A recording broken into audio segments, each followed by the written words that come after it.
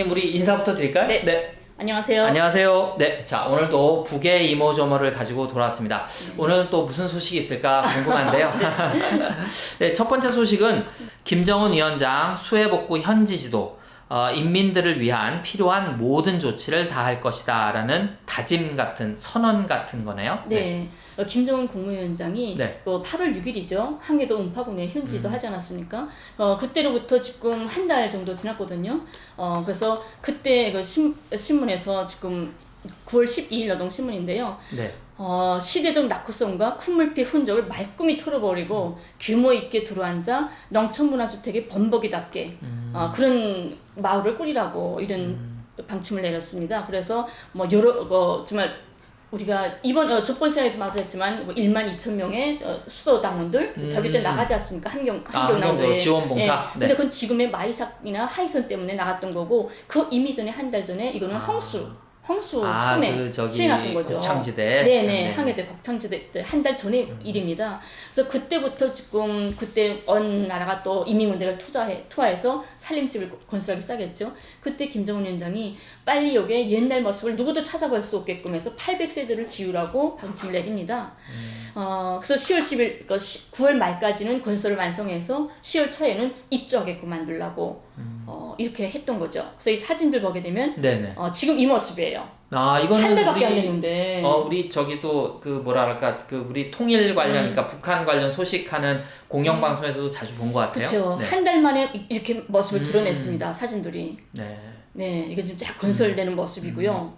그리고 연희님이 이제 말씀해 주셨듯이 그 시간이 촉박하다고 서둘러서 대충 짓지 말고 제대로 지어라. 맞습니다. 그리고 한 동 한 세대로 지어라. 왜 뭐 그 한 동에 두 세대 들어가게 이렇게 뭐랄까 편의주의적으로 하려고 하냐. 네, 그런 지적도 있었다고 그래요. 우선 건물 배치 계획안까지 세워놓고 했는데요. 여기 보게 되면 살림집 건설을 9월 말까지 끝내고 10월 초에는 새집들을 하게 하여 한다라고까지 됐죠. 근데 여기서 제가 참 의미 있다라고 봤던 게 뭐냐면 김정은 위원장이 이 살림집을 돌아보면서 너무 대단하다고 짧은 기간에 정말 수고 많았다고 하면서 인민군 군인들이 인민들에 대한 사랑이 이렇게 열렬하고 뜨거운 줄 너무 감동적으로 받았다라고 말을 합니다. 그래서 뭔 말인가 하고 지켜봤더니 이 살림집 하나를 좀 사진 좀 보세요. 이 1동 2세대란 말이에요. 아무리 바쁘다고 해서 두 집 이렇게 꽤 붙어 살고 이러는 게 아니라 딱 한 세대만 살 수 있게끔 만들었는데 외벽을 다 만들었어요. 그리고 지금 안에 내부 작업을 하고 있단 말이죠. 근데 인민군대들이 그 바쁜 속에서도 이 주인집이 들어와서 이제는 겨울 되어잖아요. 야채를 겨울 남새를 먹을 수 있게 야채까지 심어놓은 거예요. 텃밭을 다 만들어서. 지금 이게 이거 누가 생각합니까? 이게 주인도 감히 생각을 못 하는데 주인들은 겨울 남새 생각을 하지도 못해요. 지금 집이 없는데. 근데 군인들은 집을 지으면 동시에 주인들이 들어와서 당장 먹을 수 있게끔 밭까지 정리해놨습니다. 야채까지 심어놨어요. 여기.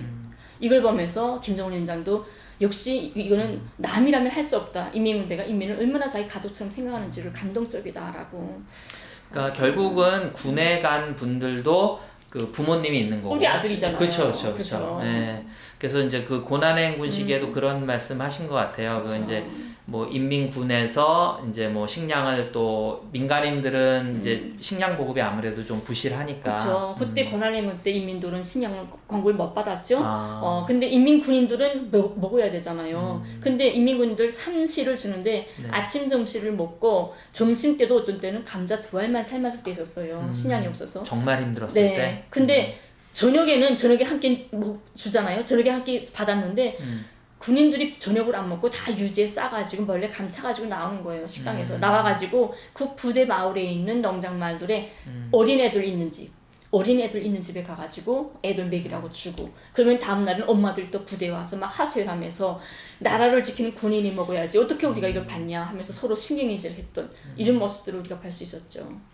좀 이런 그 따뜻한 정, 뭐 이제 요즘 말로 하면 뭐 공동체, 튼튼한 공동체 이런 게 사실은 우리도 있었거든요. 우리도 같은 한민족이니까. 근데 이제 이게 뭐 신자유주의니 뭐 IMF 이후에 뭐 나만 살면 된다, 우리 가족 이기주의라든지 이런 게 너무 팽배, 특히 좀 돈 좀 있다 하시는 분들이 그게 너무 강해지는 것 같아서 이런 어떤 뭐 오래된 미래라고 이제 저희들은 뭐 얘기도 하는데 원래 있었던 어떤 강한 공동체, 끈끈한 정 이런 것들은 좀 우리도 참고해 볼 만한 게 많지 않을까 그런 생각이 듭니다. 네. 그 다음 소식 넘어갈까요? 네. 네. 김정은 위원장이 피해 복구가 이미 된 곳이네요. 여기는 네. 예, 황해북도 금천군 강북리를 현지 지도하였다라는 소식이에요. 네. 네. 여기도 8월 6일날 그때 수해 같이 항해도 운파군과 좀 전에 말했던 운파군 네. 그 함께 피해를 본 지역입니다. 네. 근데 운파군에는 지금 거의 다 지금 조금 전에 사진 본 것처럼 완성이 됐죠. 네, 뭐 근데 한 여기 네. 80% 정도 내부 작업을 하고 있는데 여기 강북리는 완전히 완성이 됐습니다. 이제 네. 그 다 됐네요. 그래서 네. 김정은 위원장이 이걸 현지도 했습니다. 15일 날 여기 와보고 이제 입주해야 되겠다고 하루빨리 입주시키라고 한 달 남짓한 딱 한 달 남짓한데 그래서 이제 저게 본보기 마을이군요. 네, 본보기 마을입니다. 이게 마을입니다. 지금 여러분 사진 보이시는지 모르는데 깔끔하네요. 네. 이게 정말 옛날 모습 찾을 수가 없습니다. 근데 살림집뿐이 아니라 강북리 문화회관 하나도 놓치지 않았습니다. 문화회관까지 이거 사진 이쁘지 않나요? 이 여자가 춤춰요. 그리고 이게 마을입니다. 지금 마을들. 좀 위에서 본 모습이네요. 네, 지금 마을들 좀 돌아보고 있습니다. 이게 유치원이에요. 이게 유치원까지. 그러니까 이제 사진으로 보시는 분들은 뭐냐면 이렇게 좀 언덕 위에 우측변에 여러분이 보실 때 우측변에 있는 좀 회관처럼 큰 건물이 그게 유치원. 유치원 건물. 유치원까지 돼 있고요. 여기 살림집들 엄청 크죠, 그래도. 네. 이런 집 이게 옛날 모습이었습니다. 이게 그 여러분 그 보시는 모습이 이제 그 뭐랄까 피해 피해 맞았을 때 다 무너져 버렸죠, 집이. 여기도 완전 다 무너져 버렸죠. 이 마을이 그렇게 변한 겁니다. 이게 내부인가 봐요. 이게 내부입니다. 내부인데 정말 이건 가족만이 혈육만이 이렇게 생각할 수 있겠다고 생각한 게 뭐냐면 보세요. 가마, 솥과 이 그릇까지 찬장에 다 준비되어 있어요. 참 거기 북에서는 이제 집을 배급받고 이사 갈 때 가재 도구나 이런 거 다 두고 가요. 아니, 자기가 쓰는 건 가져가죠. 가져가는데 가면 이런 가구들은 다 있어요. 근데 이런 그룹까지는 없었어요, 우리 때만 해도. 근데 이번에는 왜 그랬냐면 이분들이 어디서 이사 오는 사람들 아니지 않습니까? 한지에 앉았다 오는 사람 아니니까. 처음 들어가는 경우는. 그러니까 국가에서 숟가람질라 여기 무슨 양념장까지 있어요. 기름이랑 그런까지 일체 그냥 멋만 들어와서 딱 살 수 있게끔 그 뗄 나무까지 다 준비해놨습니다. 여기. 저희 무슨 콘도 리조트 들어가는 거 다 준비해 놓으셨는데. 집입니다. 집이 이게 2칸짜리네요. 네.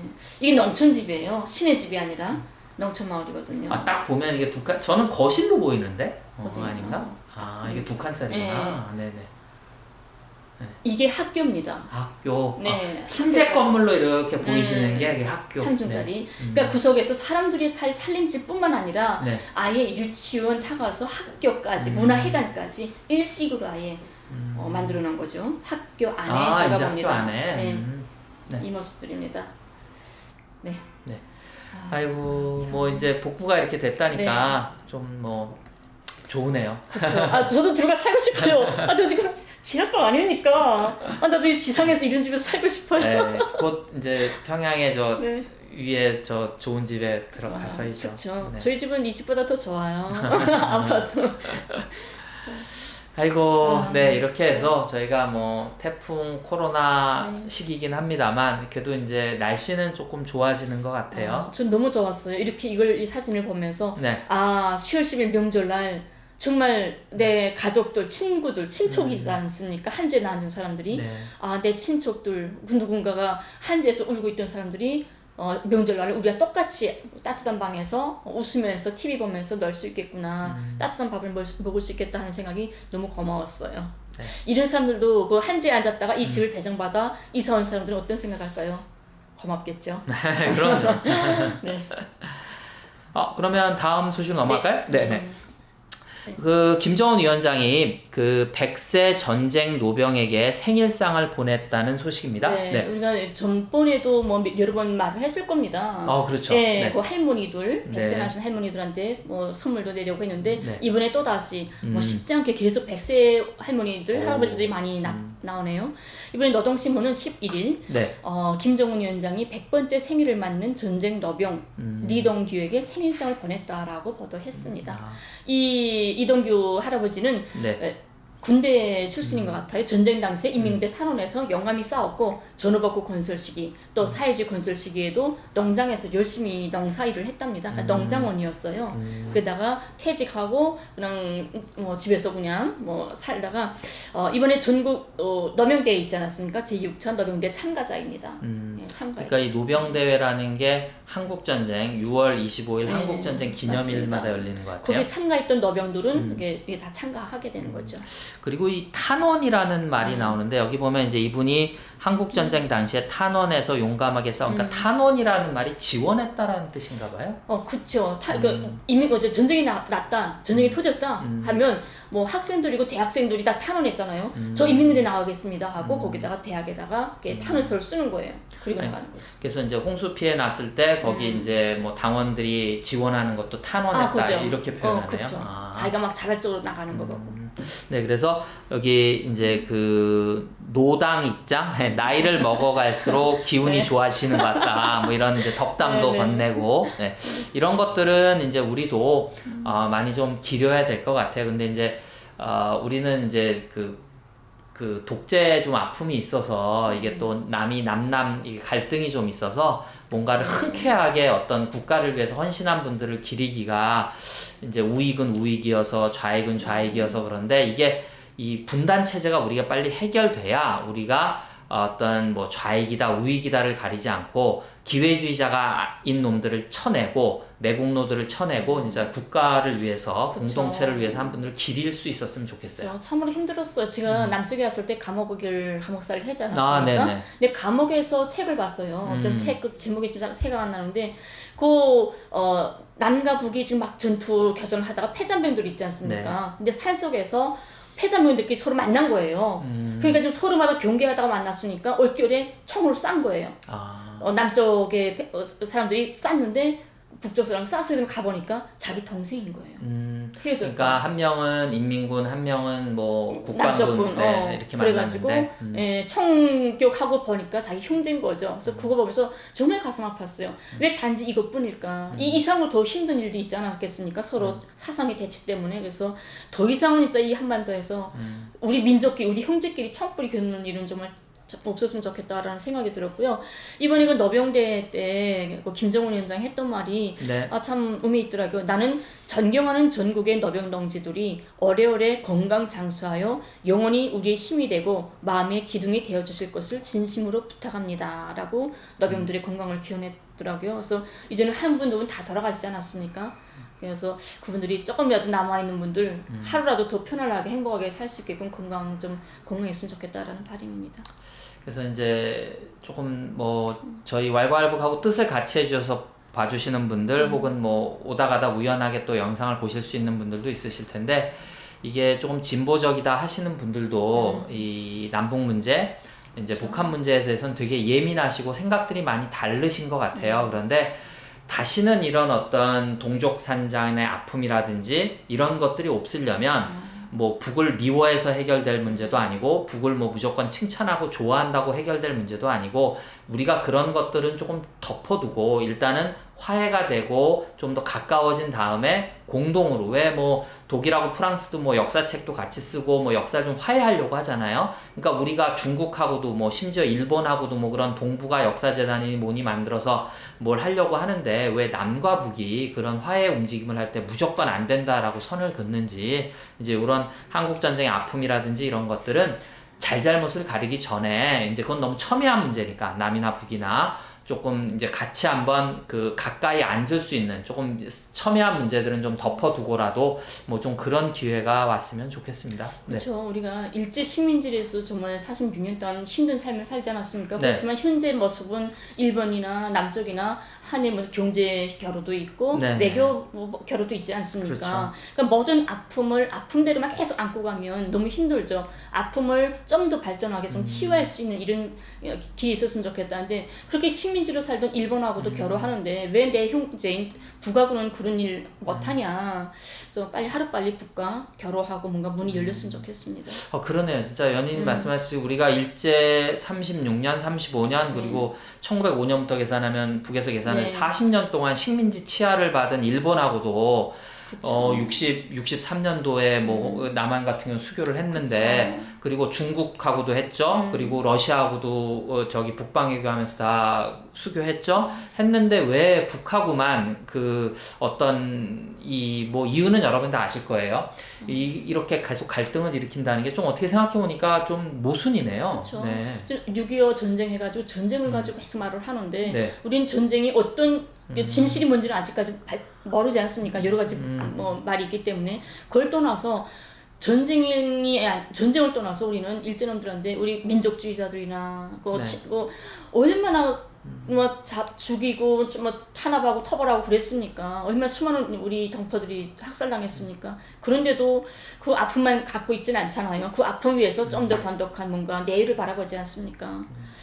그래서 저희가 너무 맹목적으로 누구를 미워하거나 이렇게 뭐 적대시하는 것을 버려야 우리가 21세기에 더 발전된 대한민국 그리고 진정한 민주화가 좀 다가올 것 같습니다. 그렇게 좀 이해를 해주시고 저희 왈가왈부 많이 좀 도와주셨으면 좋겠어요. 네. 다음 소식 넘어갈까요? 네. 북에서 흥남비료연합기업소 저희가 흥남비료연합기업소는 몇 번 소개시켜드리기도 한 것 같은데 네, 새롭게 영양액 비료 공장이 생산을 시작했다고 합니다. 네, 저도 지금 용량액 비료라고 해서 처음 듣는 말인데요. 예, 신문은 노동신문에서 연합기업소에서 생산하는 용량액 비료는 무토양 재배를 전문으로 하는 수경 온실들에서 남새, 채소죠. 네. 그 식물의 용량가와 생산성을 높이는 데 절실히 필요한 비료이다라고 소개를 했습니다. 근데 저는 북에 있을 때 10년 동안 농사를 졌거든요. 군인 가족으로. 근데 용량액 비료 뭐 이런 말을 들어본 적이 없어요. 그때는 그냥 뭐 여서 비료요, 무슨 비료요 하고 했는데 좀 더 이런 게 나와서 농사에 좀 더 큰 도움이 됐으면 좋겠네요. 네, 그렇죠. 그 식량 문제를 해결하려면 이 비료가 아주 중요한 것 같아요. 그러니까 여기 이제 연희님이 읽어주시면서도 좀 나왔는데 우리가 이제 말씀하신 대로 일반적으로 쓰는 비료가 있고 우리의 수경 재배라고 있거든요. 이제 물만 써서 재배하는 게 있어요. 이제 도시 농부들 쓸 때 이제 거기에 이제 전문적으로 사용하는 비료인 것 같습니다. 그래서 이런 비료들이 이제 많이 나오면 이제 이론적으로는 실내에서도 가능하거든요. 이렇게 도심의 옥상에서 수경 재배하고 뭐 이러는데 네, 그런 비료 그러니까 이제 좀 더 이런 게 새로 이제 시작이 됐다고 하니까 또 그러면 저희가 이제 과학 기술도 많이 소개시켜 드리려고 하는데 이런 CNC 자동화라든지 여러 가지 것들이 있으니까 이런 소식들을 통해 저희가 말씀드리고 싶은 게 북이 이렇게 다양하게 여러 가지 제재를 뚫고 그리고 제재가 왜 풀려야 하는가 그러면 우리가 뭐 군사에 치중하고 있다, 정치에 치중하고 있다 이렇게 많이 생각하시는데 뭐 김일성 주석이나 김정일 위원장의 발언의 절반 이상이 과학기술에 관한 거라고 하잖아요. 그렇죠. 그러니까 이제 이렇게 실생활과 관련된 것들을 남이나 북이나 전념할 수 있도록 빨리 화해의 어떤 분위기가 다가와야겠습니다. 네. 네. 아이고 이렇게 뭐 훈훈하게 마무리할까요 그러면? 네, 인사드리겠습니다. 네. 감사합니다. 감사합니다.